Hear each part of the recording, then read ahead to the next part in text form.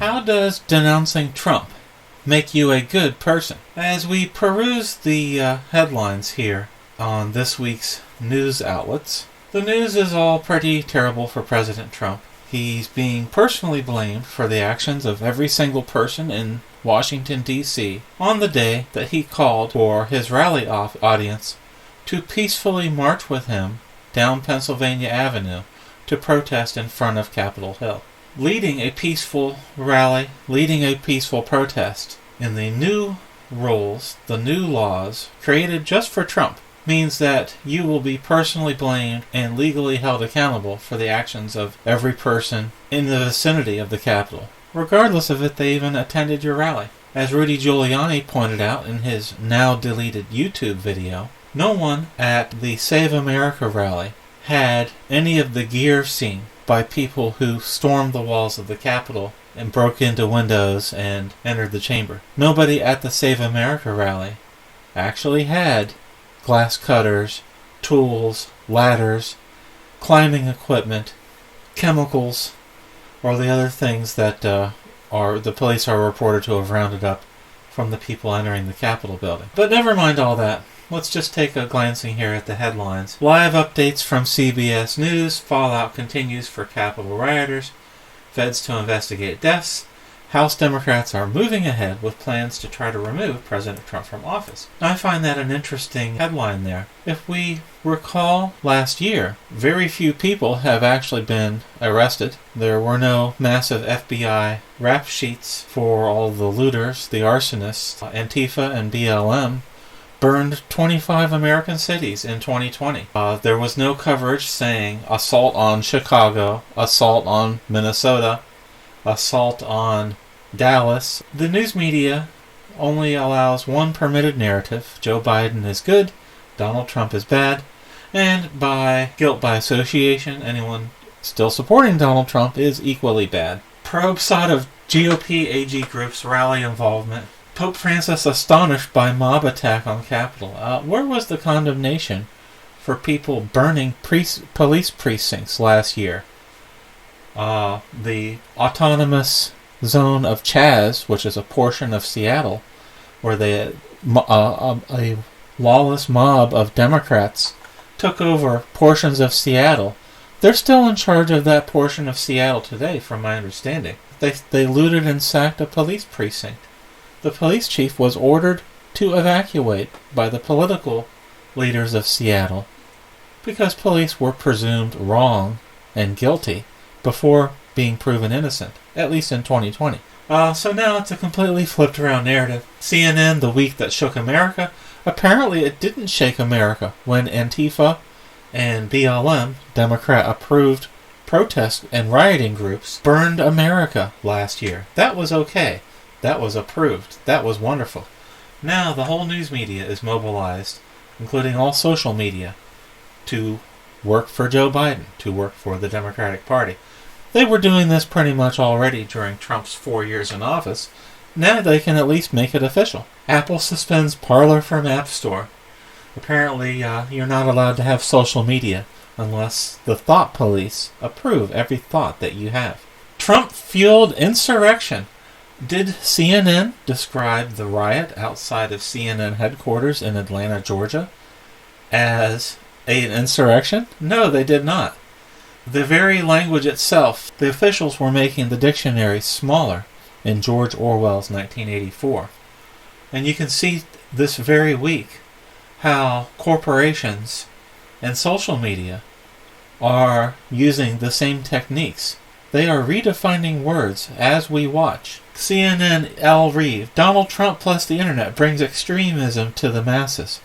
Why was CNN's Al Reeve sitting by the sidelines and cheering and applauding Antifa burning down entire city blocks in 2020? Why was that considered good, wonderful protest behavior last year? Nope, there's no contrary news coverage at MSNBC.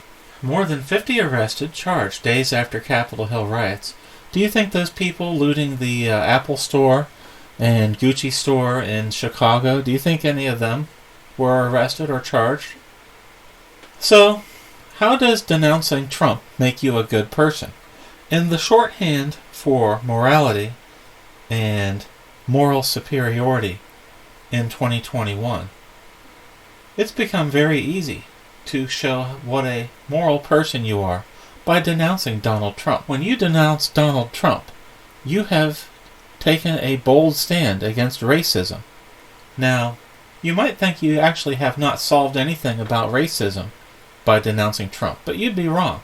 Simply denouncing Trump means you have shown what a good person you are, and that no one is morally superior to you. When you denounce Trump, you're showing that you're not racist, sexist, bigoted, homophobic, prejudiced, transphobic, Islamophobic, and whatever else you can conjure up as the outrage of the week. This goes the same, by extension, to Trump supporters. You can denounce a Trump supporter, and you've demonstrated that you're a good person, because the Trump supporter, by definition, is the most evil person alive, next to the big guy himself. Oh, I'm sorry, not the big guy. I don't want to use that charged phrase, which specifically refers to whomever Hunter Biden has to give 10% kickbacks in his bribes from Ukraine and Chinese companies. Forget what I said about the big guy. That does not refer to Joe Biden, the president-elect, in any way. You are a good person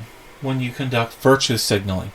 You show that you have solved racism, sexism, bigotry of all kinds. It's much easier than actually doing anything heroic. You know, a firefighter can carry a person from a burning building, but they're not as heroic as someone who denounces Trump. Someone in the U.S. military, a veteran who served in a combat zone. Yes, that might be kind of heroic, as long as they were a military veteran under a Democrat president. Even a heroic military veteran defending our country from its nation's enemies, they're not as virtuous as someone who denounces Trump. So you could be a firefighter, you could be a military veteran, you could be an astronaut, you could be a policeman.